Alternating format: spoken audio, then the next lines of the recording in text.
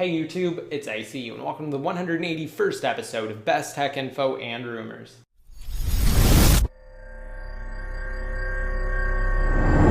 Alright, to start off I wanted to talk about jailbreaking. So following last week's release of iOS 7.0.6 from Apple, which at first was thought to be a minor update, but in reality turned out to be a major SSL security upgrade for iOS in general, it was discovered that there's been a significant vulnerability in iOS that's been present for quite some time now, as far back as the release of iOS 7 and even before that. So 7.0.6 was Apple's solution to the problem, and in the company's haste to release the SSL update, they left all of the vulnerabilities exploited by the Evasion Untethered Jailbreak unattended to. So Evasion does function on iOS 7.0.6, and actually following last week's episode of Best Tech Info and Rumors, the evaders updated their utility to version 1.0.6 for Jailbreak 7.0.6 support. So naturally I did create an in-depth Untethered 7.0.6 jailbreak tutorial.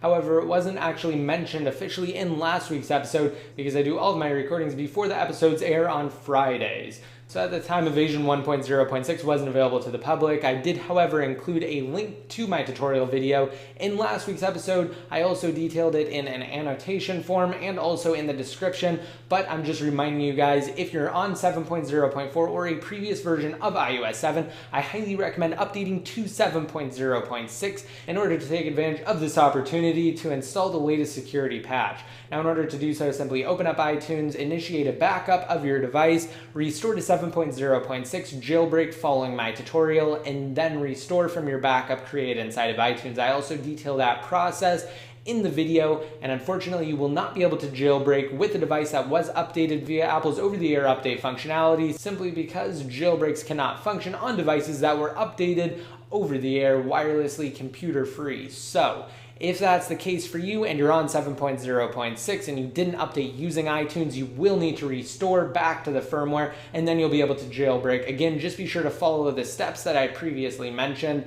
by backing up inside of iTunes first. And while there is a patch available inside of Cydia that applies the SSL update to previous versions of iOS 7, I highly recommend fully restoring to the official 7.0.6 firmware, as you'll be less likely to encounter issues and possible complications down the road, especially seeing as the long-term effects of the patch have yet to be tested. So again, just restore if you have yet to be fully secured and jailbroken on Apple's current latest public firmware. However, don't wait too long, because of course once the company releases iOS 7.1 to the public, they will effectively patch the Evasion 7 Untethered Jailbreak, and once new firmwares are released, Apple stops signing old firmware, so you won't be able to restore to 7.0.6 or an earlier iteration of iOS 7, because the only one that will be signed by Apple at that point will be iOS 7.1.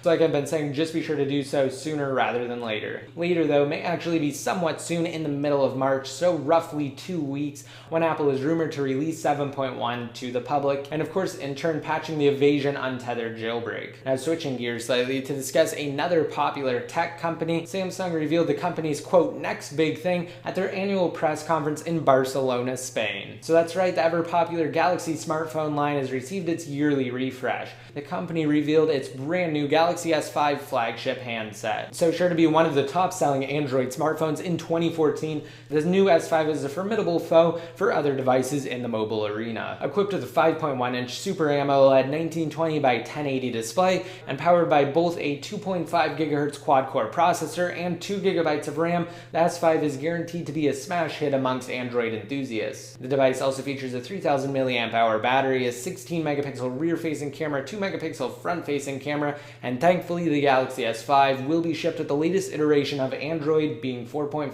KitKat. Additionally, taking after Apple and the top-selling feature of the iPhone 5S, the Galaxy S5 has a biometric fingerprint sensor built directly into the device's home button. However, there are some differences with the fingerprint sensing home buttons, and I actually detail that in my in-depth comparison video between the all-new Galaxy S5 and Apple's current iPhone 5S. So if you're interested interested in more details on the topic, I highly recommend watching it. I'll actually have a link to that down below in the more info if you have yet to. And interestingly, as an added bonus, the S5 is also water resistant. Now, last year, the company released a version of its S4 dubbed the Galaxy S4 Active to provide similar hardware and water-resistant casing. Now, interestingly, it seems as though in an attempt to streamline their product, Samsung has reduced future handset spam by preemptively axing the S5 Active. And actually detail that and why focusing on a core group of products is better than spamming and flooding the market with redundant gadget options in the video that I previously mentioned, where I detail both the S5 and the iPhone 5S. And while the S5 is definitely an improvement over the Galaxy S4, I think this time around fans were expecting to see something bigger from Samsung.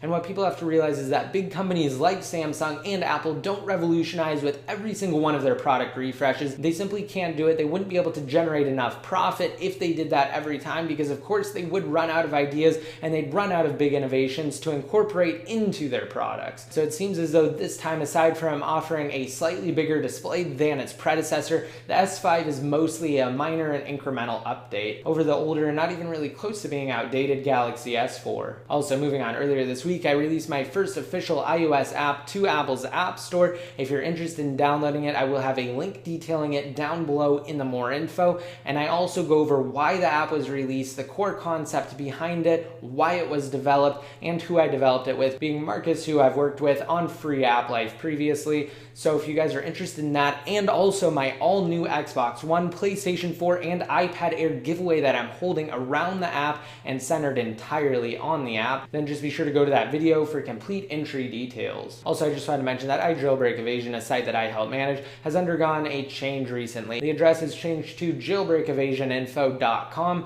I will have a link to that down below. And also, there's really some great news coming up on the site. I highly recommend checking it out. There should be a post this weekend regarding jailbreaking iOS 7.0.6, the SSL security update, and a few other interesting things that, again, I advise reading through for all of you who are interested in the Evasion 7 Untethered jailbreak and jailbreaking in general. What's more, the site also now has an SSL certificate, and it is verified via HTTPS, so if you were to visit the site, all data sent from your device to the server and back is fully encrypted using a 128-bit encryption method, and again, like other big sites such as Google and Apple, it's now verified. And before I conclude by briefly talking about the upcoming iPhone 6, I just wanted to mention that FreeAppLife, a service brought to you by myself, Marcus from Infinity, formerly Webland Installer, and Adrian from Jailbreak Nation and iPod Uplink, that allowed users to easily earn points by downloading various sponsored applications and then redeeming said points for awesome prizes such as paid application codes on Apple's App Store, gift cards, and even bigger prizes, is about to receive a huge update. Unfortunately, over a month ago, we had to take the service offline due to some various issues.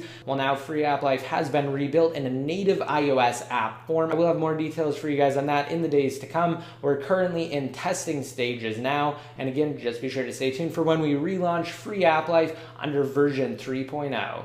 Now, as far as the iPhone 6 is concerned, I just wanted to remind some of you guys that the device isn't slated to be released until later this year. There have been a few rumors recently, mostly this week, that are definitely questionable that claim Apple is planning to release their next generation iPhone sometime this spring or summer, making the time between their iPhone generations less than 12 months, which for a fact definitely wouldn't happen, because we won't see iOS 8 until around June, and that's when the firmware itself will actually go into testing phases, which is when the iPhone 6, according to recent rumors, is scheduled to be released. I'm telling you now that that's not the case, because Apple simply would not release a new iPhone model without being alongside their latest firmware iteration, in this case being iOS 8. So the device itself likely won't be unveiled to the public until this fall. And that's when we'll actually know 100% that that's what Apple has in store for us. Now, recently there have been a few purported iPhone 6 component leaks, and there will continue to be alleged leaks until Apple actually announces it on stage, most likely in San Francisco, California. And until they do that, nothing is confirmed. So I just wanted to remind you guys of that fact.